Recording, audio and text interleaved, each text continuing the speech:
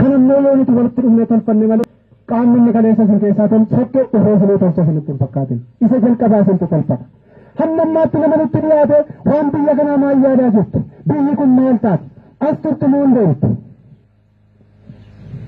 Waraana kana qallabaa ofirra kaa'aatii jennee waan fedha qabdan hin fakkaatan.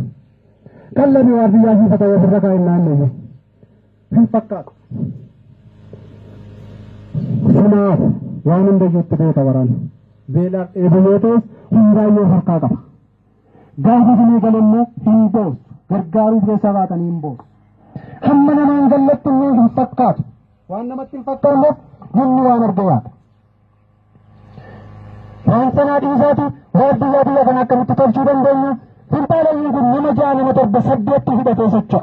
Nama akkasii nama ga'uu danda'u nama akkamii bakka buunee misraaf biyyaa tolfanna. Dhiiraaf dubartii taane ijoollee daa'ima harkatti qabannee fudhannee fi maatiidhuma gaafa shennifte. Dhiira dubartii qabeenya qabdu kuulla daggala keessatti gaddaafattee inni loluu danda'u siin dura dhaabatee si eega. Kan keenya akka hin taane jira. Aliyyuu xirriidhaa maaliin xiyyaara buusan? Maaliin buusan? Maskoodumaan buusan miti. Oromoon dur maaliin lolaa ture? Eeboo gurgaachamaan lola miti. Har'ammoo qayyoo hin jira qayyoo sana kaasuu waardiyyaa walii ta'ii jennaan nama fedha qabanaaf argine. Baqachuu namni baasa. Utuu baqattanii kufaa jirtun du'aa jirtun. Wala waliin takka duudhaa jirtun. Yaada kana jedhamu qabnaa jechuudha. Waan biyya kana kan murteessuu danda'u isin qofa Oromoo kana qofa. Hireen biyya kana isin harka jirti. Waan gochaa jirtanitti immoo borutuun kana godheera ta'e biyya kana hin baraareera ta'e jechuun dura har'a gootanii yoo biyya kana baraaruu dandeessan irra tana. Waan isin agaruu qaba. Ammatti mee kaayyoo bilisummaa Oromoo amalii fidni kanaa jedhama asitti hiiriti. Lubbuu daa'imman kana lubbuu ormoolii kana dura jalaa baasuuf mee hiriira. Bineelda afaan bananii illee jira kana jalaa oolchuuf mee walumaa hiriira. Waan Oromummaa qofa walitti himna. Waan qabsoo akkasii jala hiriirii boris walitti himuu dandeenya. Afaan isin faajjessan sammuu isin cafaqan malee hin beektu dubattis. Hin beektani? Beektu jechuudha. Kaayyoon adda bilisummaa Oromoo maal fakkaata? Maaliif deema waan jedhamu beektu? Kaayyoo qofataa miti.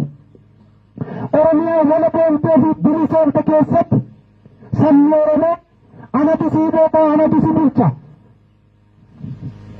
Ana yoo ta'e malee kan waan biyya kana murteessuu danda'u hin jiru jedhee namni tokko lafa keenya bulchuu qabu.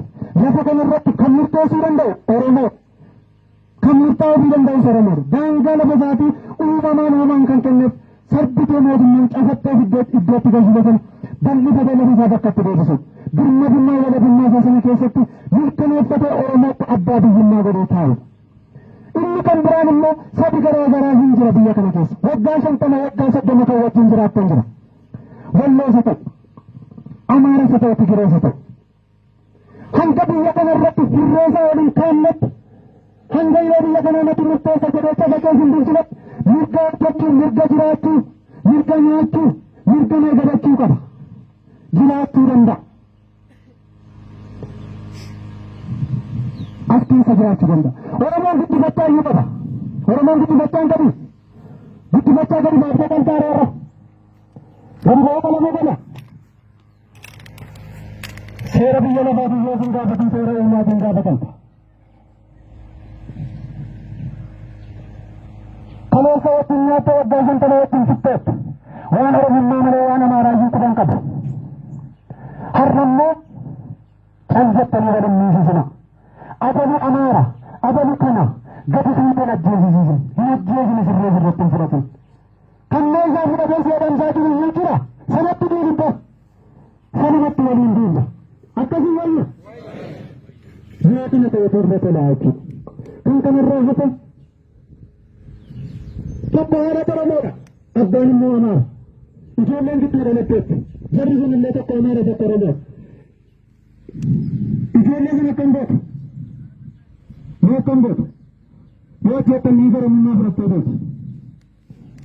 Yoo dhiiftan dhiiga Amaarummaa qaba. Maal gochuuf deemtu? Hiree biyya kanaan murteessaa saba keessi bulchaa jedhee irree sirratti harkaaseera. Jiraachaa jira miti akka nama tokkotti. Ijoollee kana meeqa waan ishee taatu beektu hin beektan. Hin ajjeesin. Gillitiin illee rashaatiif jette balbala fuulduratti waama girgiddaa tokko mallattuuf jette gadi baattee nama ajjeesise. Seenaa si gaafata. Seera jalaa ba'uu dandeessa. Seenaa jalaa garuu ba'uu hin dandeessu. Kanamaatti miti. Biyya nagaadhaaf abbaarraa ajjeesiftanii ijoollee bakkeettan dhufaa. Waan hin gaddina isinitti hin fakkaatan. Gadda guddaa gammaaf. Murteen qabdu ijoolleen sana irratti waan murteessaa hin qabdu. Sanayyuu immoo yoo gadi miidhee godhatte immoo dhiiga eenyummaa qabu Oromoo. Akkaataa barteetiin immoo biyya kana keessatti tarii uummanni hedduu isaa afaan Amaariffaa dubbachuu danda'a. Dhaaleera ta'uu danda'a. Namni afaan Amaariffaa yoo barate Amaaroma yoo dubbate Amaara. Afaan kamiin iyyuu baruudhaaf yoo nu fayyadame waan nu miidhu qaba. Hin qabu.